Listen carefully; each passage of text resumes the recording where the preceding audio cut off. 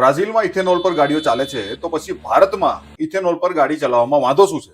કોંગ્રેસના ચમચાઓને બધી વાતે વિરોધ જ કરવો હોય છે. क्या बात है सर, क्या बात है सर. અંધભક્તોએ ખુશ થવાની જરૂર નથી. પેજને ફોલો કરી લેજો અને વિડીયોને અંત સુધી જોજો, કારણ કે દલાલ મીડિયા તમને આ માહિતી નહીં આપે. ભારતના મંદબુદ્ધિ નેતાઓ ભારતની જે ક્રૂડ ઓઇલ ઉપરની નિર્ભરતા છે તે ઘટાડવા માટે થઈને બ્રાઝિલનું ઇથેનોલ મોડેલ અપનાવવા માટે જઈ રહ્યા છે. આવનાર સમયમાં આ ઇથેનોલના કારણે ભારતને ગંભીર પડકારોનો સામનો કરવો પડી શકે છે. પહેલો પડકાર, ભારતના જે મંત્રી છે ગડકરી એ ભૂલી ગયા કે બ્રાઝિલની જે વસ્તી છે એ 22 કરોડની છે અને એમનો દેશ ભારત કરતા બમણો મોટો છે.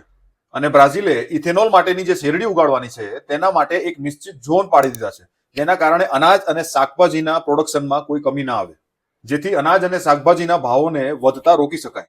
શું ભારતમાં આવું શક્ય છે? કારણ કે મોટા ભાગની જે જમીનો છે એ મોટા મોટા અધિકારીઓ, મોટા મોટા બિઝનેસમેન, અમીરો અને પૈસા પાત્ર ખેડૂતો પાસે છે. જો એ લોકો પૈસા કમાવા માટે અનાજ અને શાકભાજીને બદલે શેરડી ઉગાડવા લાગ્યા તો પછી 144 કરોડ લોકોનું પેટ કોણ ભરશે? બીજો ગંભીર પડકાર એ છે કે બ્રાઝિલની અંદર મોટા ભાગની જમીનો ઉપર જંગલ અને ચરવાના ખેતરો છે અને લોકો તેને કાપીને શેરડી ના ઉગાડવા લાગે એટલા માટે તેમણે એને કાપવા ઉપર પ્રતિબંધ મૂકી દીધો છે.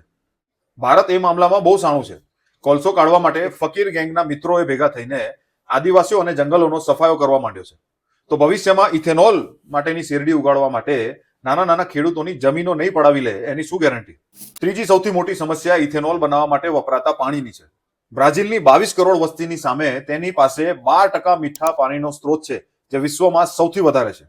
જ્યારે ભારતની અંદર 144 કરોડની વસ્તી સામે માત્ર 4% મીઠું પાણી છે. બ્રાઝિલની શેરડી ત્યાં પડતા ધોધમાર વરસાદના કારણે માત્ર તેનાથી જ પાકી જાય છે, એને જમીનમાંથી પાણી નથી ખેંચવું પડતું. જ્યારે ભારત એ અનિશ્ચિતતાથી ભરેલો દેશ છે, ત્યાં વરસાદની કમી છે. એવામાં ભારતના આ ગડબડી મંત્રી ચોખામાંથી પણ ઇથેનોલ બનાવવાની વાત કરી રહ્યા છે, જેમાં શેરડી કરતા 3 ગણું વધારે પાણી વપરાય છે. વાત તો સહી છે. અહીં ભારતની સરકાર મોટા મોટા શહેરોમાં પીવાનું ચોખ્ખું પાણી પણ નથી આપી શકતી, ત્યાં આ આવા ગતકડા કરવાની જરૂર શું હતી? શું આપણા મંદબુદ્ધિ નેતાઓએ આ પડકારો વિશે કશું વિચાર્યું છે? અને જો વિચાર્યું હોય તો જનતા સમક્ષ મીડિયામાં ખુલીને આના વિશે વાત કેમ નથી કરતા? આના ઉપાયો વિશે કેમ વાત નથી કરતા? કે પછી પોતાના ખિસ્સા ભરવા માટે આ લૂંટારાઓ આ મંત્રીઓ દેશની જનતાનું ભવિષ્ય દાવ પર લગાડવા માટે તૈયાર છે? તમને શું લાગે છે, જે દેશમાં સરકાર અયોધ્યાના રામ મંદિરમાં થયેલી ચોરીને રોકવામાં સફળ ન થઈ, તે સરકાર આ દેશમાં ઇથેનોલ પોલિસીને સફળતાપૂર્વક લાગુ કરી શકશે? નહીં.